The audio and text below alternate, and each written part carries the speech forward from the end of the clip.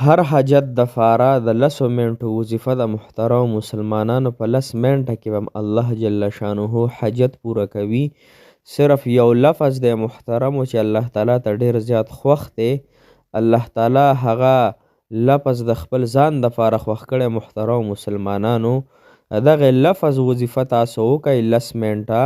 نو محترمو چې داسې هم حاجت پوره کیږي لکه یو تیز ترین سیس چې خپل سیټ ته رواني او خپل منزل مقصود ته رواني او خپل منزل مقصود یې څو پورې پوره کړی نه وي نو هغه د هغې نه وړي. دغه رنګې دا نوم هم داسې یو نوم دی محترمو چې دا ډیر تیز ترین دی او د انسان حاجات په الله جل شانه پوره کوي. د الله جل شانه په فضل او احسان سره به صرف 10 منټه په دې وظیفه باندې لګي او دا وظیفه چې د محترمو صرف 1000 پیرې کول دي. 1000 پیرې کول دي خو دې باندې ګنټې نه لګي، دې باندې صرف 10 منټه لګي چې 1000 پیرې کیم 10 منټه وخت به دې پې لګي. نو راځئ انشاءالله چې دا وظیفه شروع کړو د خپلو حاجاتو دپاره، د خپلو پریشانو دپاره، د خپلو بیمارو دپاره، د خپل من چاهت زندګۍ دپاره. محترمو مسلمانانو راځئ ما سره دا وظیفه واورئ. السلام علیکم ورحمت الله وبرکاته. ډیرو محترم او قابل قدر مسلمانان رونو خویندو او هغه مسافرو کم چې بهر وطنونه ژوند کوي د خپل بچیانو دپاره، د خپل بیبي دپاره، د خپل اهل و عیال دپاره په هر کور کې مسلمانانو کم از کم دغه شته دی، مسافر لوک شته دی. ستاسو کو په کور کې نه وي ستاسو رونه به وي، ستاسو ترونه به وي، ستاسو ماماګان به وي، په کور کې به داسې خلک تاسو سره وي چې هغه مسافر وي. نو هغوی ته زړه د زړه د کومې نه دعاګانې کوم چې الله تعالی د خپلو کورونو ته په خوشحالۍ او په ډکو منګولو سره راوستلی کړي. او زما چې کم خویندې رونه زما وظیفې ګوري، الله تعالی دې ورته ډېره اوږده زندګي د صحت او د عافیت والا ورکړي. د چا چې رشتې نه دي شوي الله تعالی د هغوی رشتې وکړي، د چا چې بیماری دي الله تعالی د هغوی د صحت نصیب کړي، او د چا چې حاجتونه دي محترم الله تعالی د هغوی حاجت روا شي، مشکل کشا دي شي. محترمو دا وظیفه به کار کوي په ګارانټۍ سره، خو انشاءالله چې دا به د جایز حاجت دپاره کوو. جایز حاجت چې ستاسو هر یو وي چې هغې کې د ګناه څه مطالبه نه وي، هغې کې د بل یو څیز نه وي چې الله تعالی د دغه سبب ګرځي ناراض کېدو، نو دغه وظیفه به انشاءالله جل شانه د الله تعالی په فضل سره کار کوي انشاءالله. دا وظیفه تاسو په دې طریقې سره وکئ. دا وظیفه به تاسو د اوداسه په حالات کې کوئ.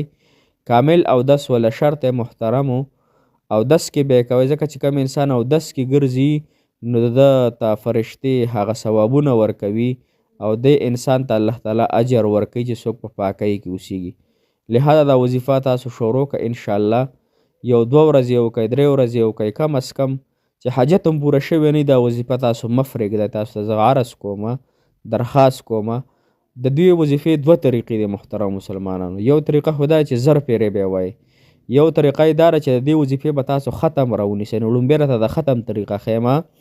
د ختم طریقه ده چې دا نوم به تاسو 1,25,000 پیرې ختموئ. دا نوم چې ورځ کې تاسو مطلب 15,000 پیرې وایي، 10,000 پیرې وایي، هر څونه چې وایي هغه به ځان سره بالفین او کاغذ باندې لیکئ او دغه به ځان سره حسابوئ. نو چې څونه ورځو کې دا تعداد پوره شو، دغه تعداد ویلو روزانه ویلو سره روزانه خپل حاجت دپاره دعا غوښتل چې الله دا وظیفه مې رانیولې د پلان کې حاجت دپاره الله ته رانه پوره کړي. ته پوره کولو والا ذات الله تا نه غواړم، بل څوک مې نشته دی الله، بل در مې نشته دی الله، ستا درد نه غواړم او الله ستا د ذات نه غواړم ته راله دا حاجت پوره کړي. صحیح شو. 1,15,000 پیرې ورځ کې چې هر څومره ځان له ویلی شي هغه به ځان سره لیکي په کاغذ باندې. صحیح شوه.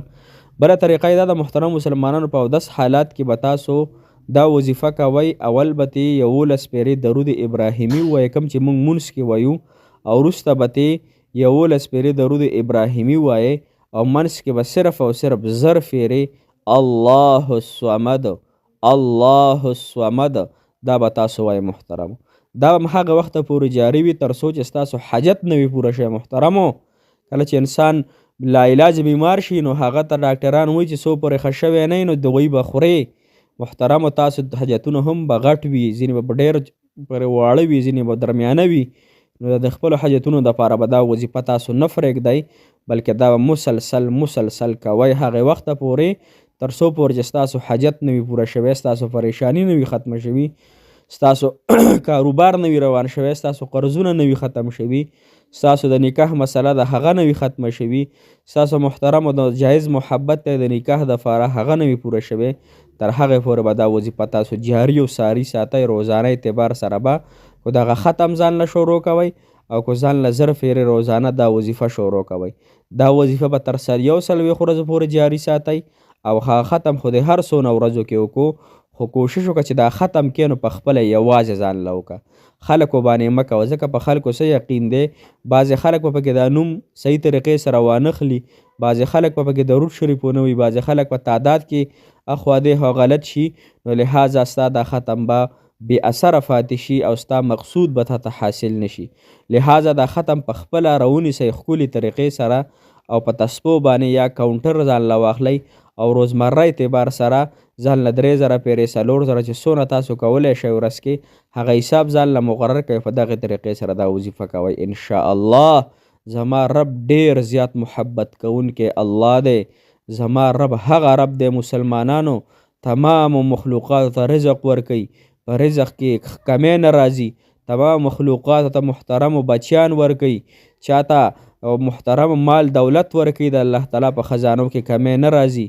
الله جل شانه ډیر زبردست طاقت والا ذات دی، ډیر قوت والا ذات دی. په محترمو د الله تعالی طاقت ته مو تاسو نشي رسېدلی.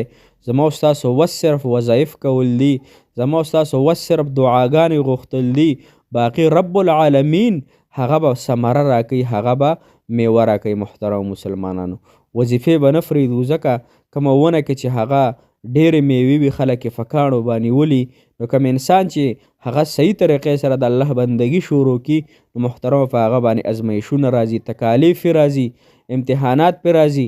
لحاظه د خپل الله جل شانه سره تعلق برابر کوي، خود به خود به ستاسو هر یو نیک کار سمیږي، هر جایز حاجت پم پوره کیږي، هر جایز محبت پم پوره کیږي. الله جل شانه په دې وجود باندې نه خفه کوو. د الله تعالی ذات حقیقي ذات دی، د الله تعالی صفات حقیقي دی. محترم مسلمانانو څنګه چې په الله تعالی ګمان کوو هغه رنګې به د الله جل شانه د سیړه فیصلې راځي. لحاظه موږ خپل اعمال سم کو، خپل اعمال درست کو، نو الله جل شانه هم درست او ښکلې فیصلې رالیږي، ښکلې حکمرانان به راباندې راځي. محترمو ښکلې نعمتونه به راباندې راځي، بارانونه به راباندې کیږي، خوشحالی به راځي. محترمو غمونه او تکالیف الله جل شانه ختم کی. لحاظه الله جل شانه هم خوشحاله و باد تر و تازه کامیاب لره.